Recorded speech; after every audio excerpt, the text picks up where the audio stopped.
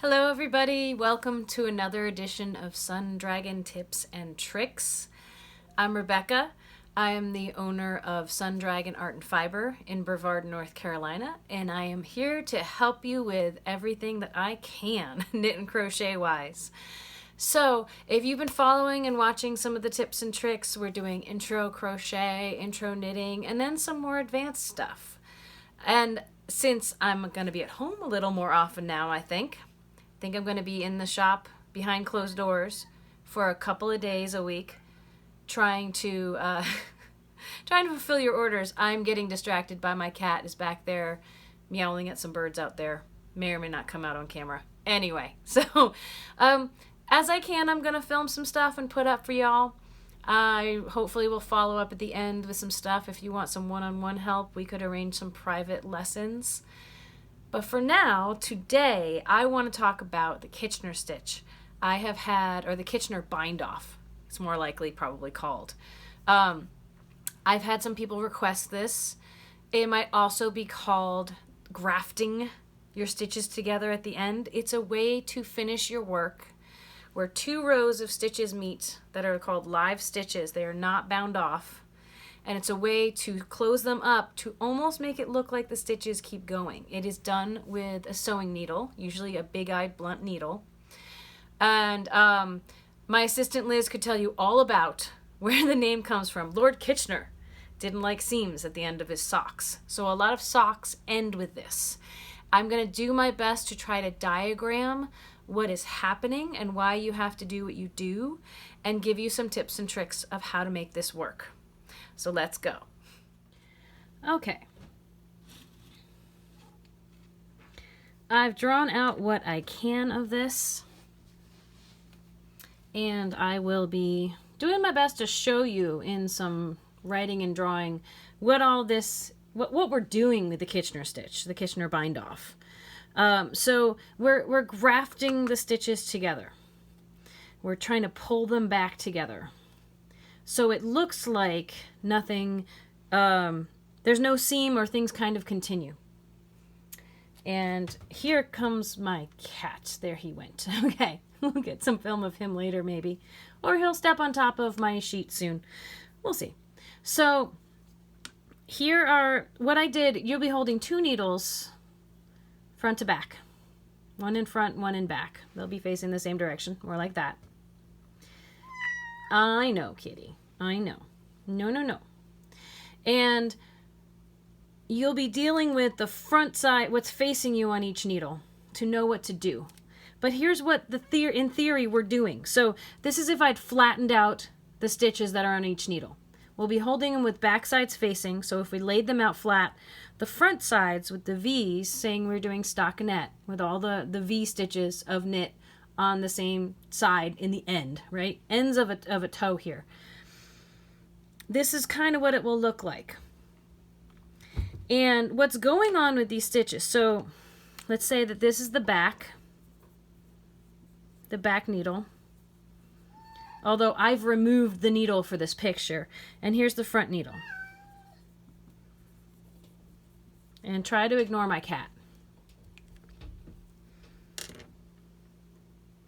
So let's say the front needle, if we were to look at what is happening with these stitches, they are actually, these loops that we can see are actually winding around and going underneath. Like this guy is actually going under and coming back up and going under and coming back up and going under and coming back up. So they're interlaced between these. And on the back needle, the same thing is really happening. If you were to examine what's happening with the yarn, it is going behind all of these. And I think the cat just scared himself away finally. And I just got my orange guy all mucky. So when we're sewing these together, we are actually interlacing them together somewhat the same way that this is coming in and out of these stitches. So let's see if I can do it with the red in some ways of what happens is the first few stages, the cat is right underneath the board right now. This is kind of funny. It's the first few stages of doing this sewing is to bring this up here. And he just went in the cabinet. If you check out my crochet video from before, you can see him going into the cabinet. So it's going to go up under here and it's going to come around. I know this is not the best demonstration of this. It's going to come around and go under and come around and come in and go behind and come down and go behind here and come around. It keeps going from one loop over here, behind, up, and behind two, down, and behind two, up. If you notice, if we go behind two here, and then come back to the one we came to on this side, and then go behind, and come back this way, and then go behind, and come back this way, and go behind, we'd want to have to come back in here to come out. Now, believe it or not, if we tighten that up, if you can imagine that, when that gets tightened up, it's going to look like the stitches just kept going. That is our objective, is to make it look like the stitches just keep going. If we thicken these guys up, you can see, depending on how you're looking at it, the V's are going down or the V's are coming up. And hopefully I'll just clean up this marker before the next video. But if you take a look at that, that is going to bring the stitches all together. So let's go over, let's review. Oh, and look. First, let me go over these letters. For that picture I like to put in of everything once I draw it out. So what's going to happen, the basics of the Kitchener. You're going to have to do a setup, a main stitch that gets repeated over and over and over again, and then an end. All of this is going to be done with a big-eyed sewing needle. Like one of these. I'll show you that on the next piece of this video. What I've done here is I've tried to break things down as much as possible by color. There will only be certain times that you are pulling that sewing needle through, and there's certain times when you're slipping stitches off. You're either putting your needle into stitches and sliding them off or pulling them through. Only at the very end are you doing both. Most times you're only doing one thing. And there's some rhythms and some tips and tricks to this. So you're going to do a couple of steps only once when you set up. Don't try to do these. I wouldn't recommend trying to do these as I'm describing them. I would listen to me talk about them, watch me do them, and then if you need to back up to this section while you're actually doing it to follow the instructions, I'll put a slide of this at the end, and I'll probably put a picture of this on Instagram as well. So you're going to go, there's a few ways to break down these instructions. There's the way that you put your sewing needle into the stitch. Treat it like a knitting needle. There's which needle we're going into. And then there's what we do with it. And I have another trick once we get going on the stitch. So you're going to put your sewing needle purlwise through the first stitch on the front knitting needle. Whenever you see needle in these instructions, I'm talking about the knitting needle. And I'm assuming you're doing my directions with the sewing needle. Purlwise through the first stitch on the front needle and pull your sewing needle through. Don't take it off, don't do anything else, just do what I told you to, which is pull it through. Then you're going to put that same sewing needle knitwise through the first stitch on the back needle. And again, pull it through. Don't take anything off, just pull it through. Now, that only happens once. That's the setup to make sure the rest of this goes well. Now we're going to head into what is going to happen on every other stitch until you get down to one loop on each needle, one stitch on each needle. There are 4 steps that get repeated over and over and over again.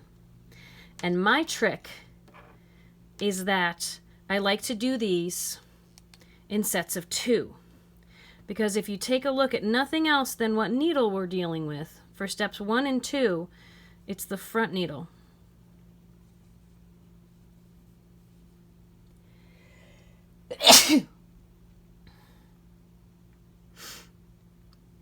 And steps 3 and 4 happen on the back needle. I have tried to color code that so it's a little more obvious.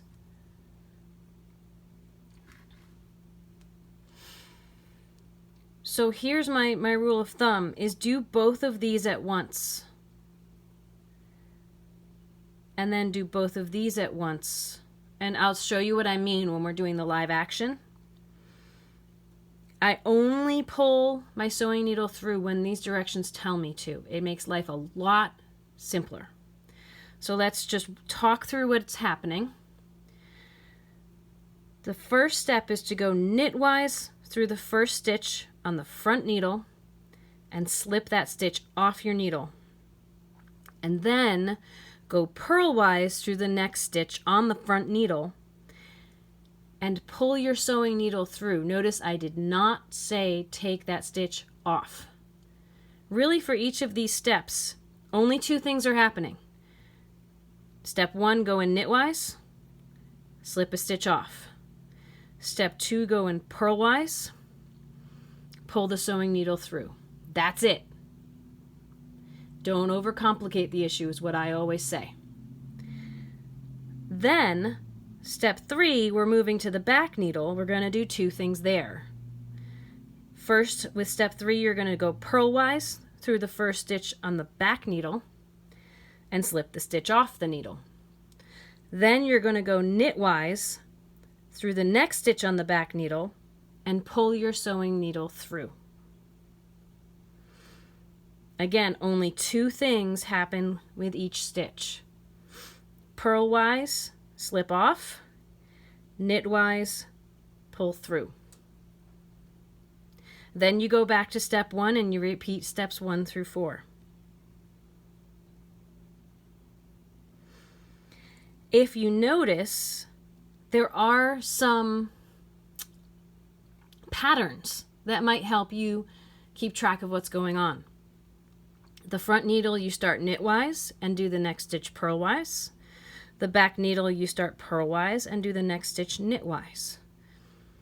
So anything you end one needle on, you start the other needle on, and vice versa.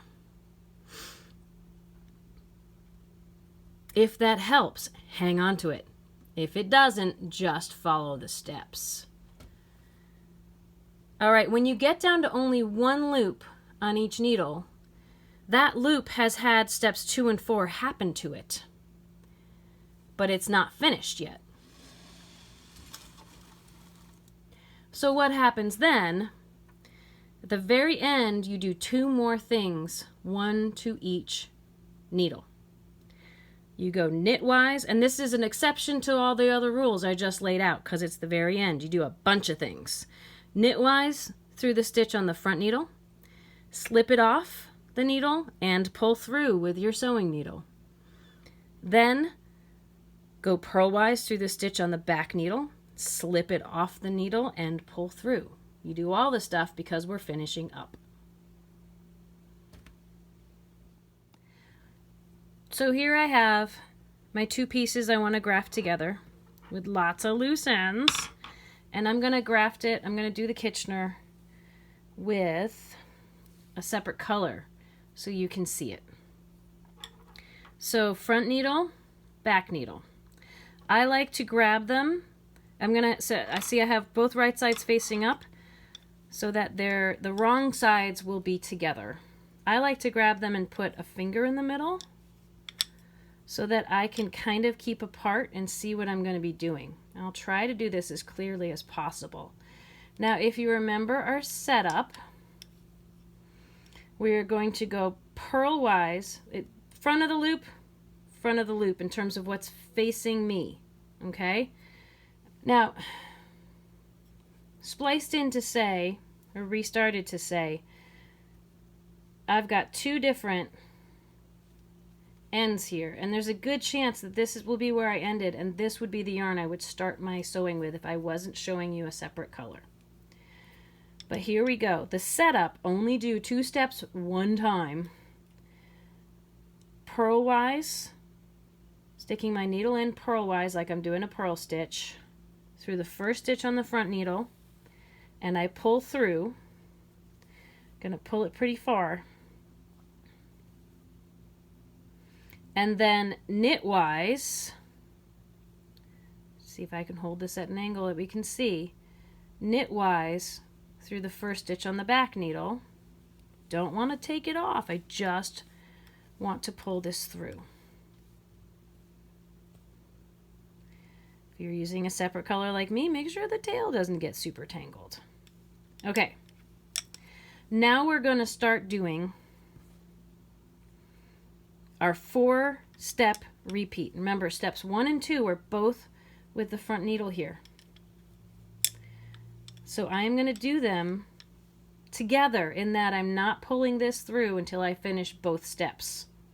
So step 1 was to go knitwise through the first stitch on the front needle and take it off the needle. But I'm just leaving it hanging on my sewing needle. Then I'm going to come over and go purlwise through the second stitch on my front needle. That's when I pull this through, so I can pull it through both. Makes life a lot easier. And pull snug but not tight. We want these stitches to have the same definition as the stitches off your needle, so they shouldn't be super tight or else you will have a seam.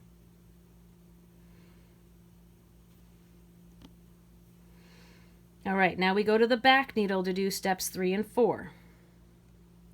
We're going to go purlwise through the first stitch on the back needle, slide it off, but keep it on your sewing needle, knitwise through the second stitch, keep it on your knitting needle, pull through. And remember, I say remember, I didn't tell you, you want to keep as much of your sewing under your needles as possible. If it goes over your needles, your knitting needles, it will get all kinds of tangled. I'm keeping everything under my knitting needles, which is much how a stitch would happen with knitting or purling. You keep it under. So now I go back to step 1. And step 1 was to go knitwise into the first stitch on your front needle, take it off, you can leave it on the sewing needle though, purlwise through the second stitch on your needle, the next stitch, and pull through. We'll check out what's happening in just a minute. Pull kind of snug. Now steps 3 and 4, see if I can show you this. We want to go purlwise through the first stitch on your back needle, take it off, knitwise through the next stitch, and pull through. I like that we can use knitting terms for how to do this, the correct direction to do this. And if we take a look at what is happening,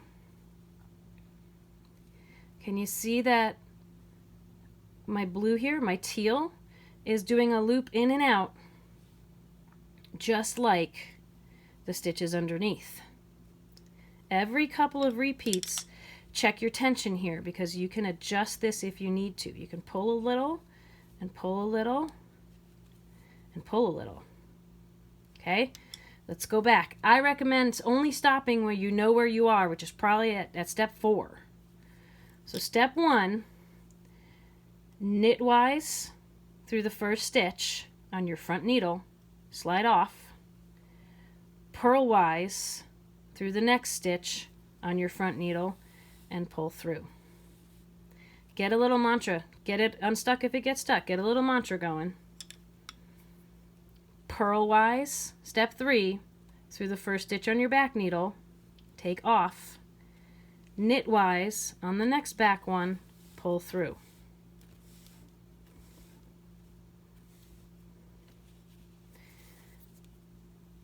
Starting with step 1, we're going to go knitwise, take off, purlwise, pull through. Oop, he came over. I'm going to duck him back under, snug him up. 3 and 4 is purlwise, take off, knitwise, pull through.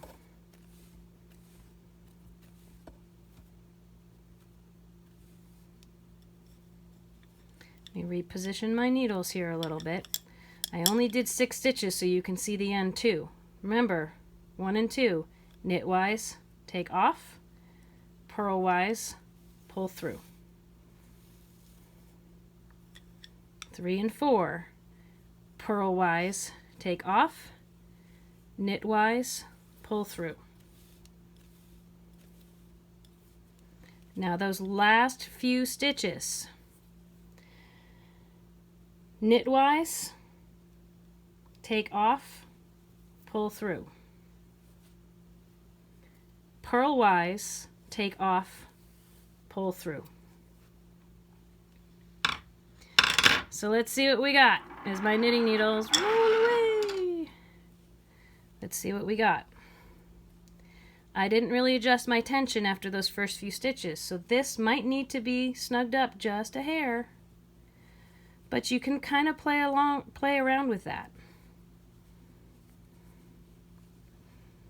And there you go. The yarn I used to sew with is a little thinner than the yarn I was knitting with, so we can kind of see what's going on. But now it looks like continuous stitches. So thanks for joining us for the Kitchener stitch. Let me see if I can get my sample. Ta-da! Learning how to make a seamless join. I'm pulling on my camera with my yarn. A seamless join with 2 sets of live stitches. Hot mess is what we call this. Letting it fall. Okay, so thanks for joining us on that. I will put a still frame at the end, maybe a couple of still frames at the end for what that looks like, or it has to kind of roll through. I'm going to put a frame of my drawing on Instagram if you want to check that out. And you can always contact me with questions. You can comment here. You can email me. I will put that in the description and more. I will also put in the description if you want to take a private lesson with me on anything. I am working on getting that schedule going for Wednesdays and Fridays, the days I won't be at the shop while we are all hunkered down a little bit. Tuesdays and Thursdays are my day to try to fill orders, if I can, from the shop behind closed doors. So look for that information underneath in the description. Please consider subscribing and sharing. Let me know what other topics you want me to talk about, and I will do what I can. I really appreciate all the support everyone has been giving to the shop, to Liz and I hope we can keep this going. I think we all need things to do right now. Good distraction, good stress relief, good way to keep going right now. So may your crafting journey be filled with joy and confidence. That is what I'm here for. My love to you all. Stay home, stay safe, and please let me know what you want me to do next. All right? We'll see you next time. There's my cat. Yep. Can you keep going, kitty? Come on. There we go.